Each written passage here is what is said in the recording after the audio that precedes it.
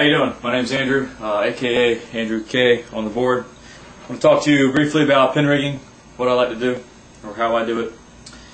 First, start with the anchor. Obviously, there's many different styles and weights to them. This is a 6-ounce, little tiny thing.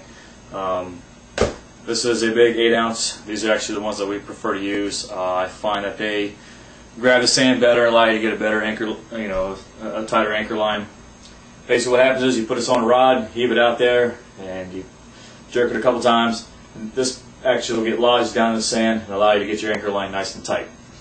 As far as the rod I use for my anchor rod, everybody has their own preference, obviously. I use a 6'6" boat rod, a big old spinning rod on it, I don't know, 30-40 pound test on it, something strong that I can heave the anchor out there with, and then I can pull it in once I'm done fishing with it.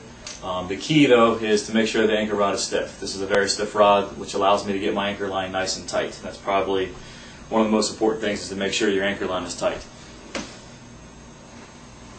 As far as the clips go, there's also many different shapes and sizes, and they all pretty much do the same thing.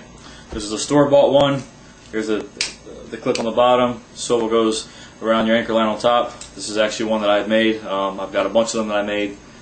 But same thing, swivel goes to the line on top, and here's a clip on the bottom. The reason I made a bunch is I'm out there fishing and something pops it. I don't have to pull my anchor line back in to get my clip off of it. I can just, let the clip slide down all the way to the bottom, pull another clip out of my bag, clip it on, put my leader back on it, and let it go. Alright. As far as the leaders go, everybody has their own preference. I like to use something like this. It's basically a J-hook with a stinger with a treble hook on the back. Some people like to use another type of J-hook as a stinger. You can also use wire. This is a wire, just an example of a wire setup. Got the J-hook here and my treble hook in the back. This is good for, obviously, for kingfish, other types of fish that have lots of teeth. The key with the leader is you want it at least 4 or 5 feet. I prefer mine about 5 feet long. This will give the bait fish plenty of room to swim around, plenty of slack.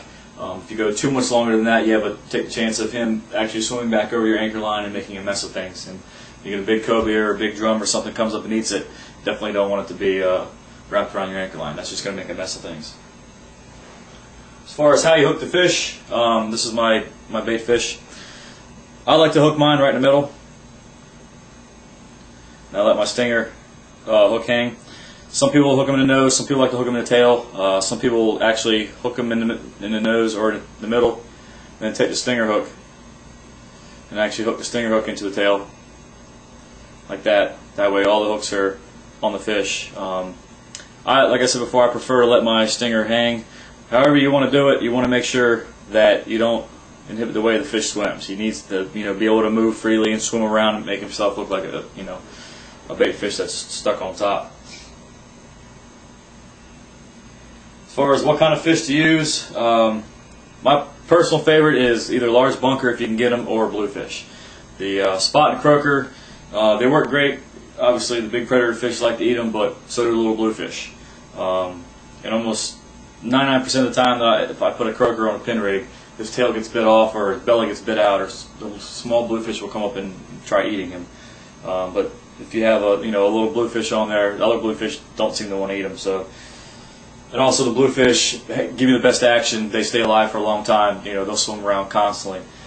So as far as the rod goes that you want to put the leader on, you want something obviously big, something stiff, something that's going to be able to fight a big fish, something with a lot of line. A lot of people use conventional reels or basically boat rods. I've seen the big pens out there, but you want a lot of line on it. I wouldn't go with anything less than 300 yards. Some people will only fish with a rod that has 500 yards of line. Basically the reason is if you get a real big cobia, he's going to run. You don't want to fight him, have to try to horse him in or fight him close to the pier, because then you'll be swimming into other people's lines and wrapping around the piling and stuff like that. So I typically use one of my boat rods as my reel.